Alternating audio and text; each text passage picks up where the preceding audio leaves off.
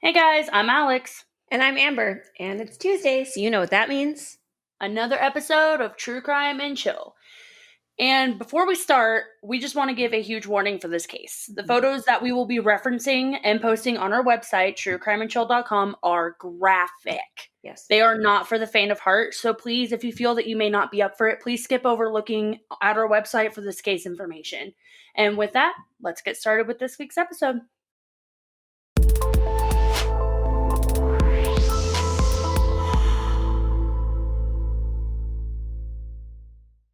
Okay. So, Amber, you have heard me reference this case almost as much as I have the Lacey Peterson case. Yeah, I know it's been the one that you've been wanting to do for a while now. And it really is. Mainly because this case can actually go in any direction depending on how you look at it and like what side you're looking at it from. But no matter how you look at it, the mysterious death of Kendrick Johnson is just that. Super mysterious. So let's get into it. Okay, so the afternoon of January 10th, 2013 was 2 days after school had come back for winter break. Okay. 17-year-old Kendrick Johnson was due back home, but his mom wasn't worried when he didn't come right home after school.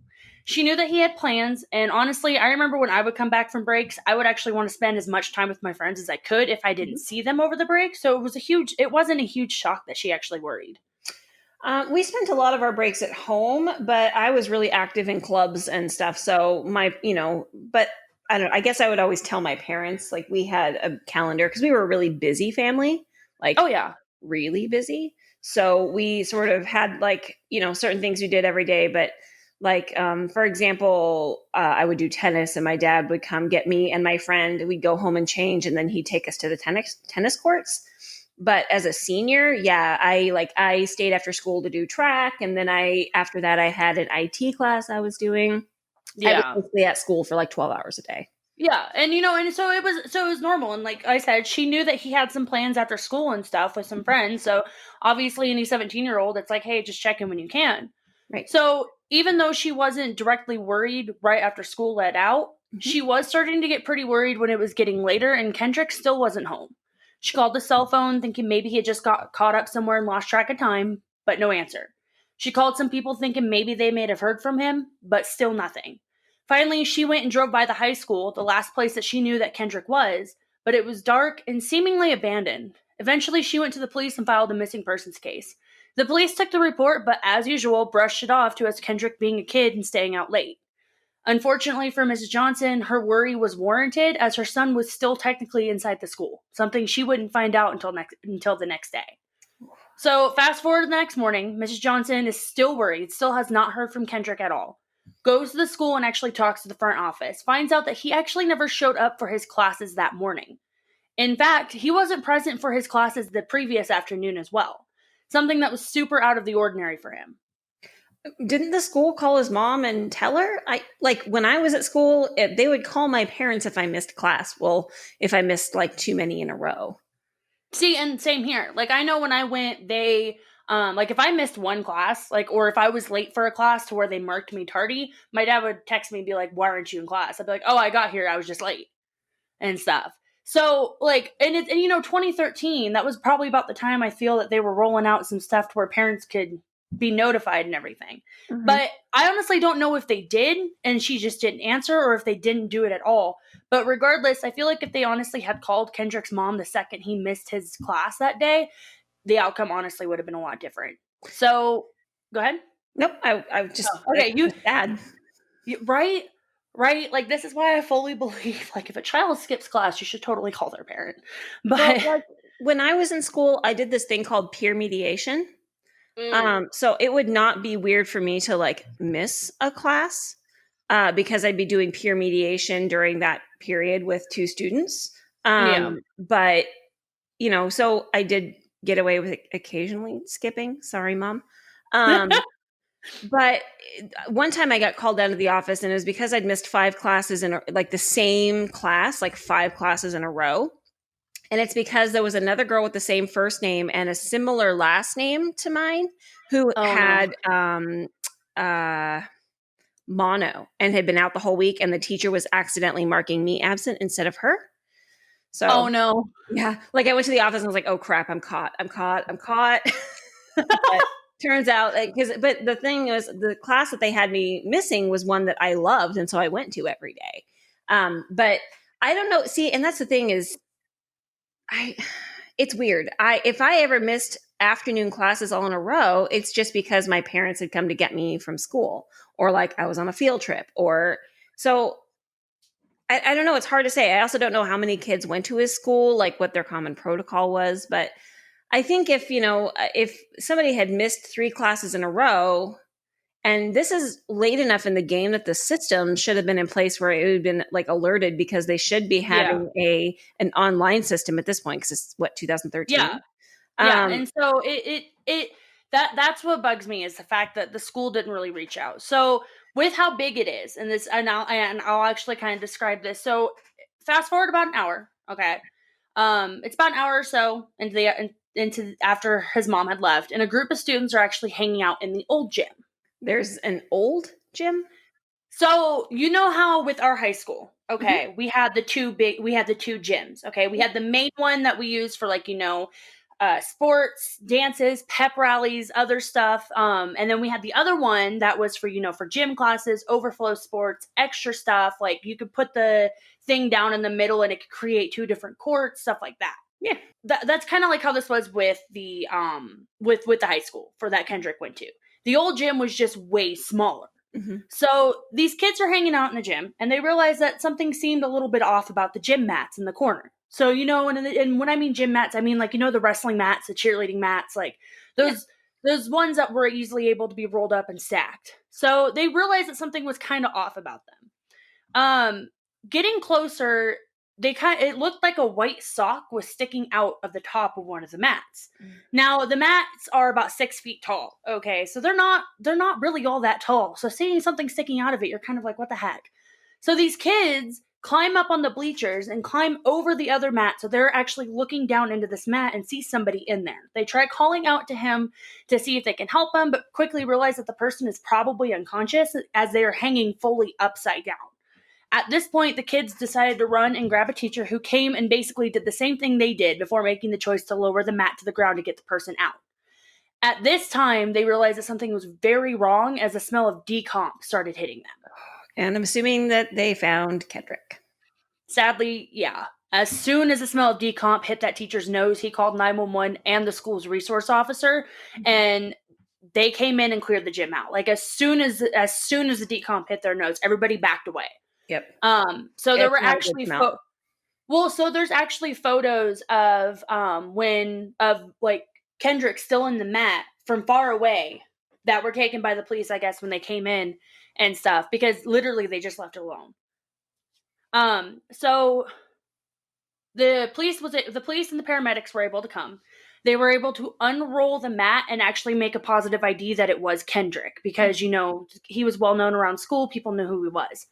Now, at this point, Mrs. Johnson is still looking for her kid, and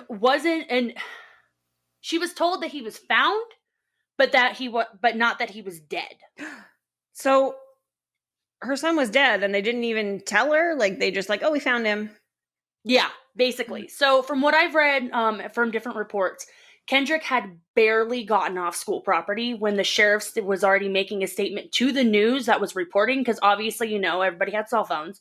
So fire was spreading. There's a body in the gym, so news reports were showing up. So at the same time the sheriff was actually making the statement, police officers were telling Mrs. Johnson that Kendrick was dead. Well, that's not very fair to her, because then she didn't have time to handle it before everybody else knew. Usually the family knows longer in advance, Mm-hmm. so that they can sort of tell the people that need to know before it's public And knowledge. that's why people were kind of looking sideways at this case at first, because that's usually how it goes. Yeah. The family's notified, and then there's a statement released, even if there's, wildfire rumor spreading, stuff like that. But they were so quick to get a statement out that it was kind of just like bam, bam, bam. Mm. So they really didn't even have enough time to process anything that police were telling them before this news story was hitting the stations. And what was the news story? So before I get into that, I'm going to explain something first, okay? Mhm. So this school was one where, and like, it was a bigger school and stuff. I mean, it wasn't like huge, but it was definitely a lot bigger. Things were ran a little bit differently. So, this was a school where the kids actually had to pay to use the gym lockers, okay? Mm. Which sucks. And I'm like, that's kind of dumb because if you're going to make us do gym every day, you should at least give us a place to store our stuff, Yeah. right? So, because of this, Kendrick actually shared a pair of gym shoes with a friend, and because they had alternating gym classes, they didn't want to pay for a locker, understandably so. So, they would actually store the shoes in the mats in the gym. Now, it was a super common practice, and I guess a lot of people actually did this. Huh. So, the school also had split days. So, unlike us, where we had all 6 classes in a day, they only had 3 classes on one day, 3 classes on the next day. Huh. And then they would alternate. So, like, Monday was 3 classes, Tuesday was 3 classes, Wednesday was 3 classes. And I know a lot of schools do that now, and then they have like Friday off or something. I don't know. But yeah, so they would do that. So when Kendrick finally had his gym class on the second day back from break, he realized, oh crap, the mats had been moved from a laying down position to an upright position. And that's what brings us back to the sheriff's official report. That Kendrick, realizing his shoes were in one of the mats, hopped up, started looking. Once he located the shoes, he had shimmied down the mat to grab the shoe and ended up passing away. Eventually, the coroner actually pronounced it as positional asphyxiation. I feel like I know what that is, but at the same time, I might not. So why don't you explain it to those of us who might not? So I thought I knew what it was when I first heard it because it seems pretty self-explanatory, kind of like what they worry about with babies when their necks get too far down and stuff. Mm-hmm. But turns out it's basically something that means your lungs have been constricted in a way that you end up suffocating. Now, there's not a lot of cases out there, and all of them that I've seen have had an underlying cause of some sort. So medical professionals actually say that this has been used as a catch-all when they can't really like Pinpoint explain why somebody had passed away and stuff. Mm-hmm. But they also advised against using it because there's always a reason why somebody dies. Always. Yeah. Always a reason. So the coroner tells the sheriff and Kendrick's parents that, this was an accident. The case seemed closed until the Johnsons saw Kendrick's body at the funeral home. When Mr. and Mrs. Johnson saw Kendrick at the funeral home, to say they were in shock was an understatement. Now, Amber, I sent you the photo, but I am going to describe it a bit for the people who are listening right now. So, looking at the photo, and it's literally a photo of like Kendrick alive, and it's a photo of Kendrick that his parents had taken at the funeral home. His lips are really swollen. His entire face has like a very swollen appearance. His eyes are swollen shut. His forehead is scrunched down, almost like the skin has just been grabbed and just scrunched almost. And I have seen photos of autopsy. Like I've seen autopsy photos of people after they have like had their autopsy, because when you get an autopsy done, they check everything, including your brain. So they have to crack your skull open and pull your face down and everything. But it usually doesn't look that bad. And especially, I would understand if it looked like that in like early 2000s, but in 2013, so obviously seeing Kendrick like this was a huge red flag that something was not right with his body.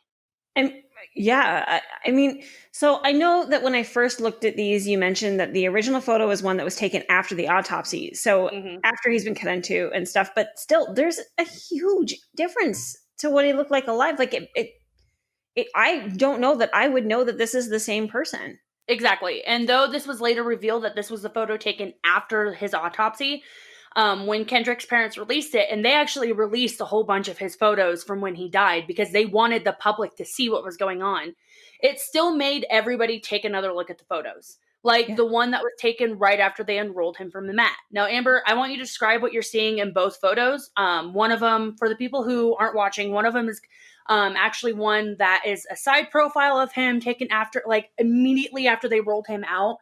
And another one is him after. I feel like this one would be on the autopsy table because he is missing his shirt. He is laying completely down, but this is before the autopsy. Now, these photos can be found on our website, truecrimeandchill.com, but they are very graphic, so please use caution when looking at them. Well, the one that looks like it's on the autopsy table as well as the one where it's after they unrolled him. First of all, there's a lot of blood in the one where they unrolled him. Mm-hmm. But his face is swollen. His eyes are two different colors. Actually, one of the eyes looks like it's swollen. It's hard because I mean he was upside down, right? So Yeah.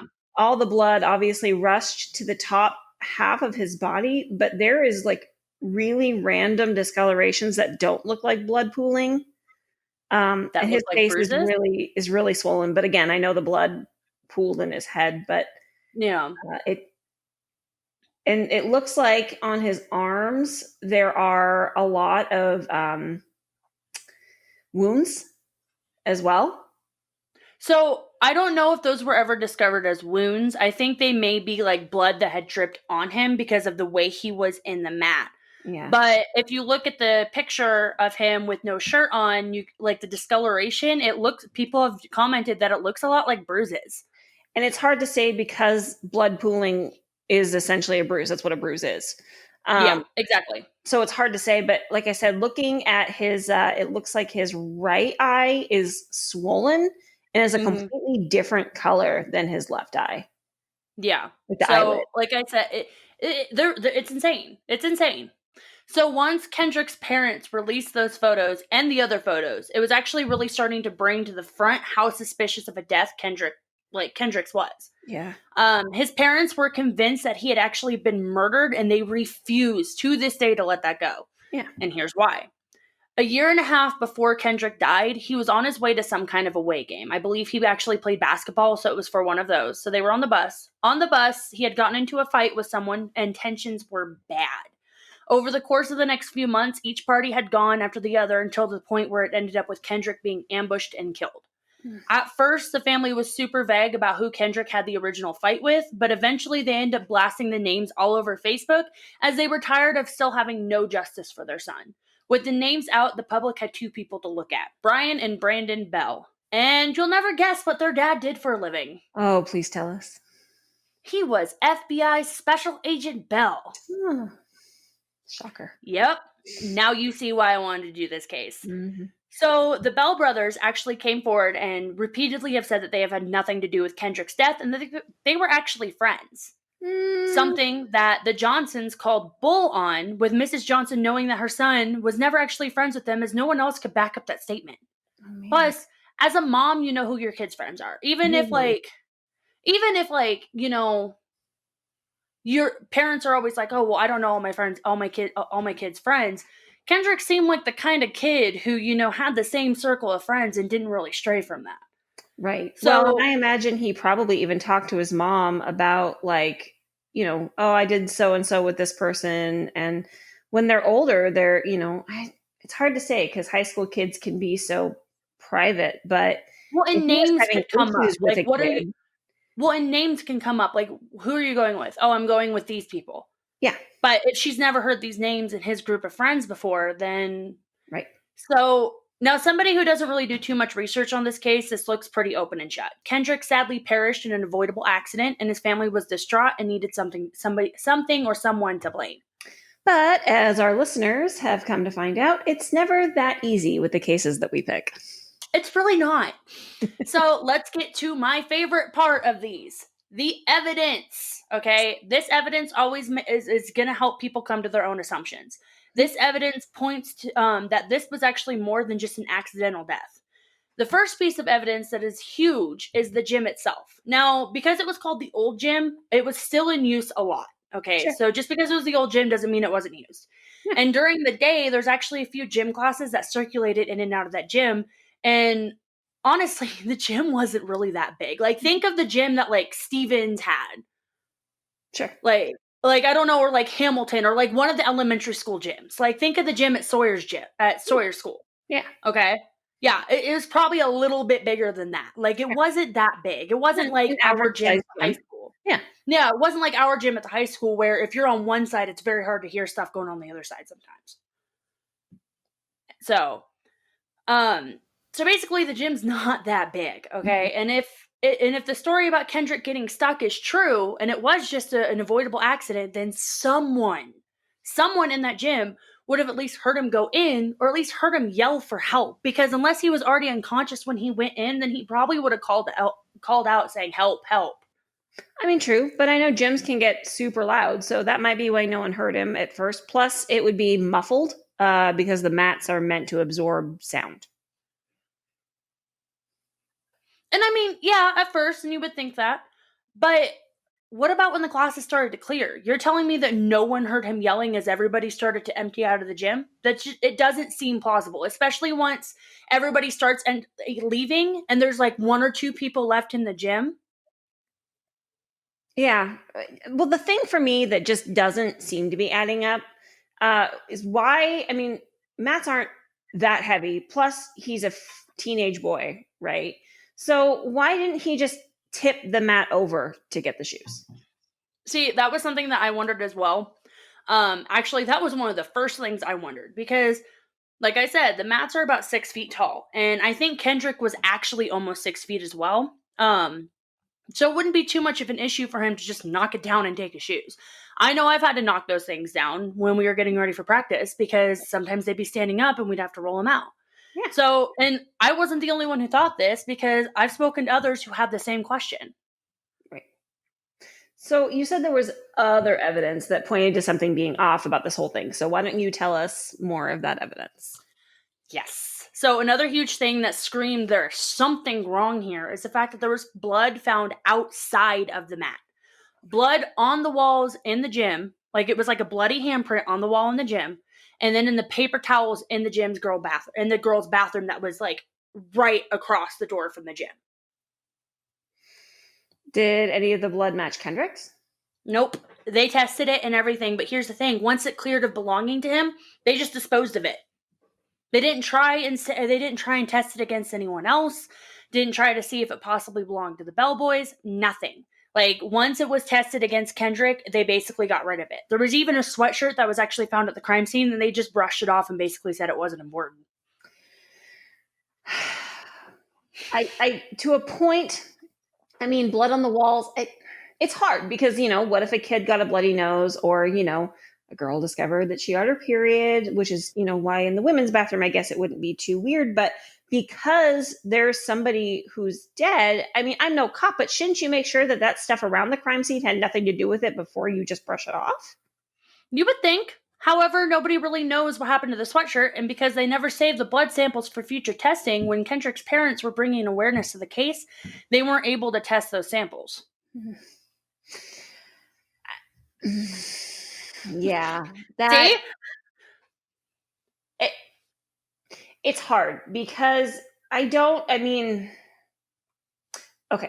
I feel like I need a disclaimer here. Like my brother is a police officer, right?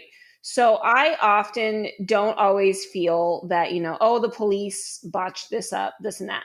But I just feel like this one in particular, they really didn't take it seriously enough. But I also know it's hard because the gym is a area that is used often. So a sweatshirt, somebody could have left it, at any time. Yeah.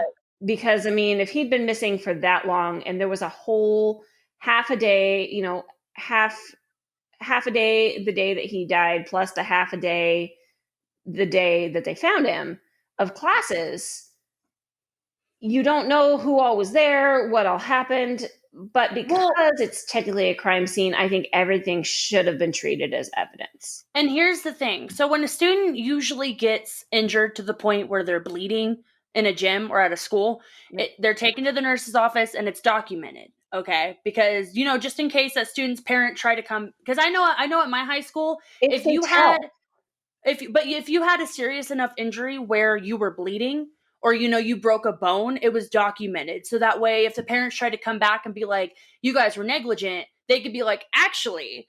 So, but there was no reports of anybody, but from what I could find, there was no reports of anybody like having an injury to the point where they would leave a bloody handprint on the wall. Yeah. And you would think that if that had happened, that would have been something to be like looked into a little bit. And stuff, just be like, hey, and even if they just save some samples, because if you're at a crime scene, because the thing is when the sheriff and the police officers went in there, they went in there automatically thinking it was an accident. They didn't go in there and thinking it was a crime scene. They didn't go in there thinking about anything. Even the paramedics who went in there were treating it like a crime scene, even though they didn't know what had exactly happened to him. But the police officers who went in there were just like, oh, it was an accident. Like, his body wasn't even off the campus yet by the time they were saying that it was an accident. They didn't investigate. They didn't do anything. And that's the issue. That's the main issue, especially with some of the more evidence that was found at the scene when he was found. Okay. I don't know that we stated where did he go to school? Lowndes, I can never pronounce it. Lowndes High School. Where is it? Where is it at? In Georgia. In Georgia? Okay. Yep. So, yeah. I mean, that was a huge thing, though. That was a huge reason why people were so angry about this, because if it was a white boy, would this have been taken differently? Yeah. That's the reason why people that's the thing. I mean, it's Georgia. So down south, I mean, so I live in a very predominantly white area. It's just the truth. But I know down south, because I've been down south, it's a lot more mixed race. But yeah, I mean, it does make you wonder, especially since at the time of recording, we've had a lot of the Black Lives Matter protests and all sorts of stuff. And this was, 7 years ago. It wasn't just, presumed to be an accident, or it was glossed over because he was Black. Or because it was a cover-up because these two kids did it and their dad is a federal agent. So, like I said, there's more evidence. Oh, boy. So, please tell me. Okay. So, these aren't the weirdest things, okay? But we will get to those later. I'm saving some of this stuff for the end. The next piece of evidence that I want to bring up is a picture of Kendrick's dad showing that there was no way his son would have been able to fit into this mat, okay? Mm-hmm. So the mat rolled up, how it was rolled up is 15 inches wide. Kendrick's shoulders was 19 inches wide. Yeah, as any woman will tell you, 4 inches is a big difference. Yes. So it really is, okay? However, when Kendrick was found, like the photo above, they found him after they unrolled the mat. And they noted the actual position that he was in. Like, the photo that we will post on our website, True Crime and Chill, is actually the photo that was taken right after he was unrolled. So he's still in the position. Right. So he's basically on his side with one arm almost straight above him and the other arm kind of on his side, like this, over his chest. So it looked like it could have been down at his side. So it kind of looks like he tried to get in at an angle and shimmy himself down. That, on top of the fact that, he was upside down with gravity, probably helped until he got stuck. I mean, it would explain his positioning, but just looking at the picture and the one that you found close up, it just seems like he has a lot of damage. So that's another thing I'm getting to. So veering off the topic of evidence that we found at the school for a second, Kendrick's parents ended up actually being able to get a second and third autopsy done after he was buried. Now, the second and third autopsy kind of blew all previous statements from the original coroner out of the water. The first thing the coroner noticed when he exhumed Kendrick and did the autopsy were the bruises. So bruises like where the blood pooled, or? Yes, but it wasn't bruises from blood pooling. Mm-hmm. These were bruises on the right side of his neck and chest. Bruises that looked like they were inflicted intentionally. And 2 people said this. Yep. So both the second and third coroners both wrote off his cause of death as a non-accidental blunt force trauma. And that literally sounds like medical terms for, hey, this boy may have been murdered. There's no way he could have gotten that just by getting stuck in the mat. Exactly. And some people were like, well, it may have come out from after they lowered the mat. But all the people who lowered it said they lowered it very carefully because they were still under the impression that he was alive. And both coroners have concluded that the bruises came before Kendrick died. So evidence in itself. Basically. Mm-hmm. Another thing that the coroner noticed was that Kendrick's organs and even the clothes that he arrived in the funeral home with were missing. There's no record of them being stored for testing or being disposed of. They were just gone, and his body was stuffed with newspaper. So his organs were missing? Okay, so when someone dies, okay, their organs are generally removed from the body. Now, if Right. it's just a regular death with no actual suspicions after the autopsy, organs are packaged up in a bag and put inside the body and taken to the funeral home. From Mhm. there, they're noted and documented, and then can be disposed of if the family wishes. However, in a case like Kendrick's, they really should have been saved for further testing. And of course, they weren't. Mm-mm. Nope. In fact, there wasn't even a record of them being disposed of at the funeral home. A lot of people think that the director at the funeral home just signed the paperwork because, that's what we do sometimes. Yeah, we have it, sign the paper, get back to work, whatever. Once they realized their mistake, they just stayed quiet about it because you don't want to get in trouble. But even the clothes that he wore that day were missing. So now that the coroner determined that the cause of death was non accidental blunt force trauma, there was no way to look at any of his organs or see if there was any DNA on his clothes from someone else besides him. Okay. Well, because I know some people are thinking it, why did they stuff his body with newspaper? So I was wondering that too, but apparently it's actually a very common practice, except now they use cotton. So when you take the organs out of somebody's body, your body kind of has this deflated look. So Yeah. when there's an open casket, they stuff the body to kind of make it look a little bit more natural, I guess. So that way, you're not looking at this like deflated thing in a casket. Well, right. I mean, even the ancient Egyptians removed organs from the body before Yeah. because, I mean, they decay and they can, they gas and they cause a lot of changes in the body if they remain Yep. in the body. Oh They, yeah. they remove the blood, they replace it with chemicals, and then, yeah, they usually remove the organs and put something else in there. Yeah. Yep. So I mean it was just something that they did. A lot of people don't really know that just because unless you're going to be to school to be a Oh my mortician, goodness. you don't really know that. So let's get back to the rest of the evidence at the high school. Okay. The shoes that he was wearing. Okay. Now, when Kendrick was found, he was found with his shoes kind of tucked into the mat with him. And a few speculators have actually said that it was that they were probably off because he had kicked them off while struggling to like get out. Because when you're stuck somewhere, like you're trying to get that grip. But at the same time, I remember my socks weren't really the grippiest on those mats. So, No. but look at the picture of him in the mat. Okay, this is when he's still rolled up. It kind of looks like they were gently placed behind his knee. Let me see here. Yeah, if he had kicked him off, they'd be in a different position. Yeah. With the way his feet are, his it looks like his right foot was used to kick off his left shoe, and in which case it would have fallen forward and been in front of his knee rather than both shoes behind him. Mm-hmm. And those aren't just checking. Are those the gym shoes that he shared with his friend? Nope. Those are the shoes that he actually wore to school that day. Okay. So there's two pairs of shoes for evidence. So we'll get to the second pair here in a second. But yeah, but you can clearly tell that it looks like they were just kind of placed there. Yeah, no, they were put in there with him. They weren't he didn't kick those off. Not in that position. That they're no, it doesn't look like that at all. Uh-uh. Yeah, exactly. So because I remember when I first looked at it, I was like, this seems really wrong. So the other thing that is brought up constantly is the other pair of sneakers, the ones that he was actually going into the mat for. Now, Suppose. they were found below Kendrick, okay, on the floor, like where they would be if they were at the bottom of the mat. But what was weird was the fact that they didn't have any blood on them. What do you mean? So, okay, so I have a picture in here so that way you can look at it and everything. And Mhm. I also will be posting this picture on our website, True Crime and Chill.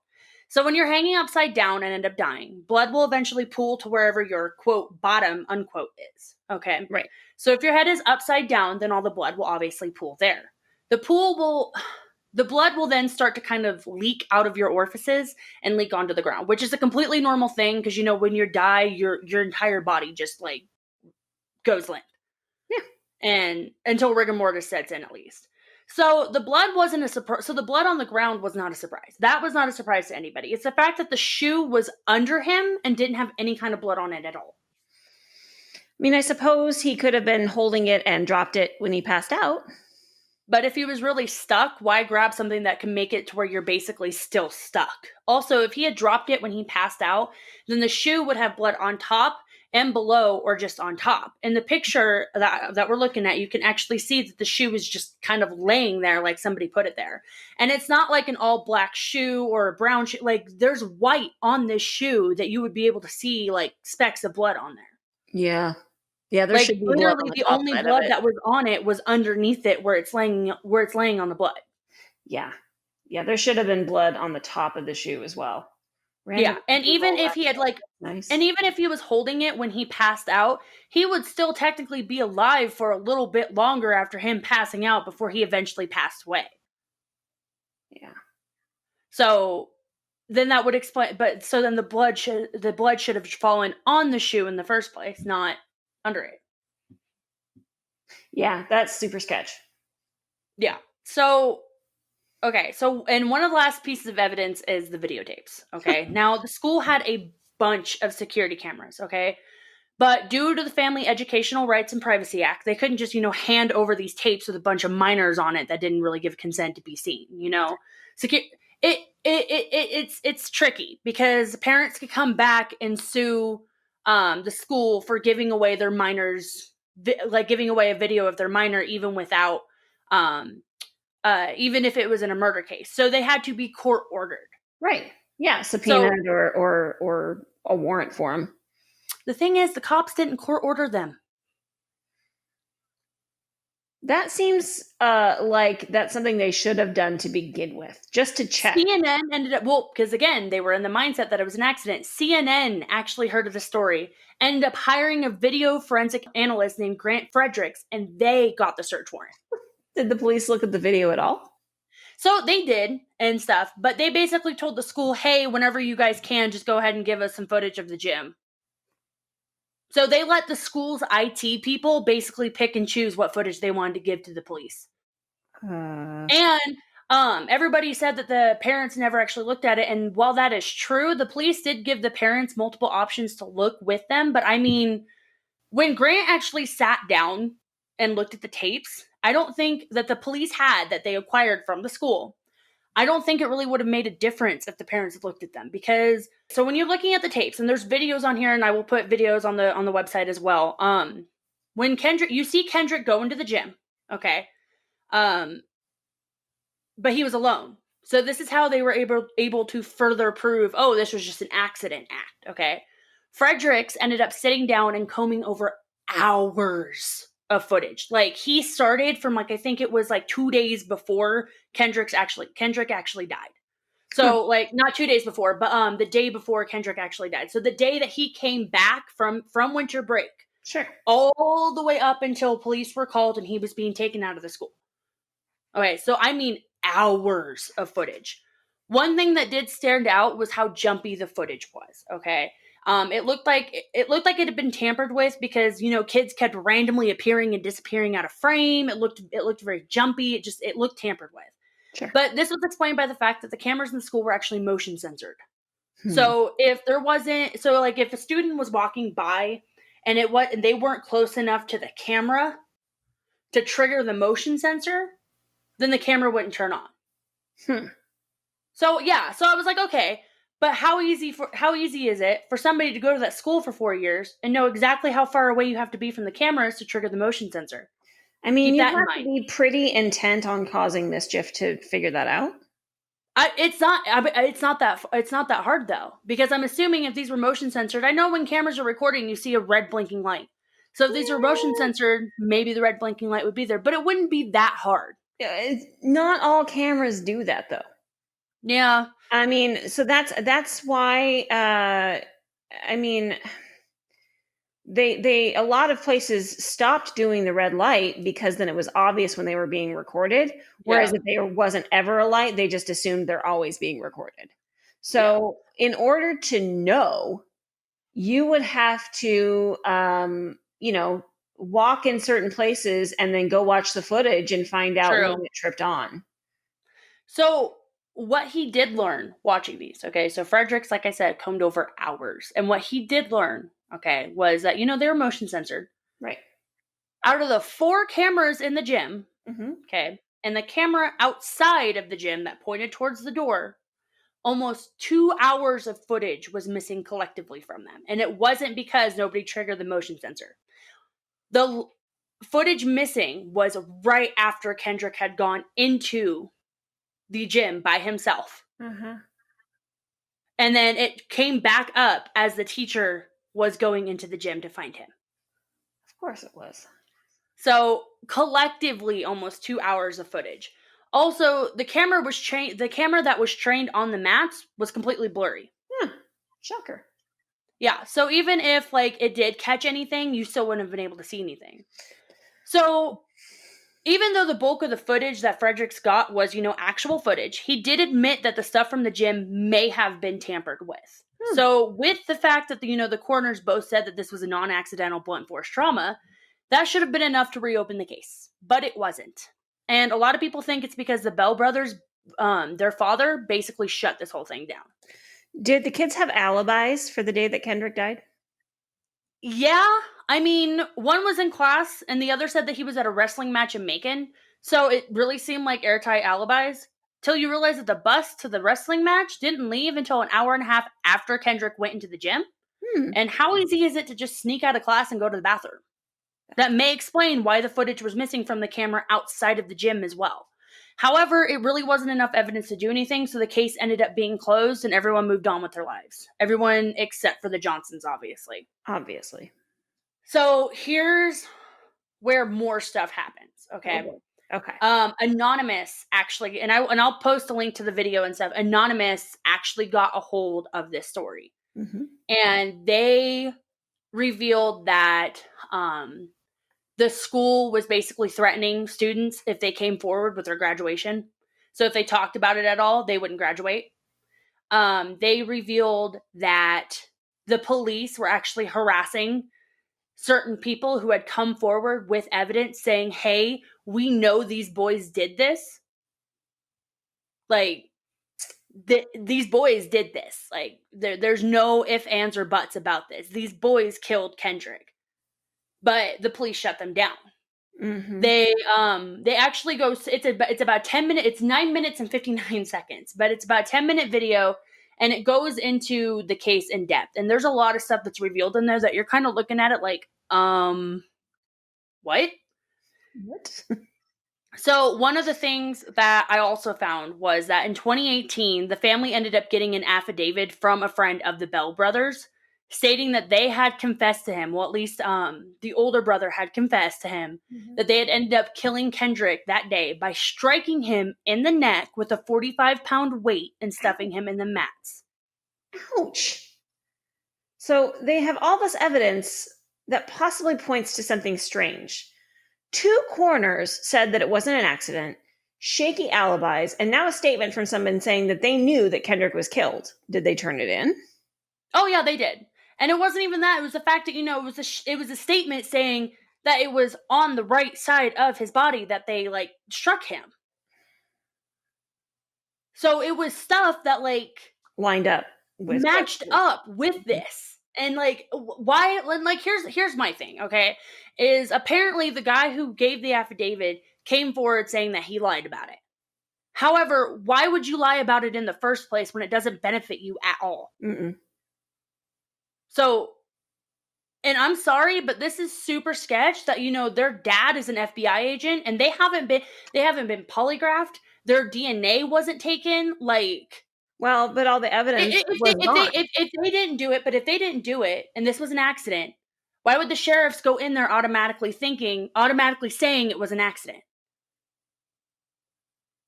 I know cops as well, and I've talked to a few of them about this, and they said, no, the first thing you need to do is you always need to go into a crime scene like it's a crime scene, right. Like it's a murder, like something happened there that you need to collect the evidence for. Yeah.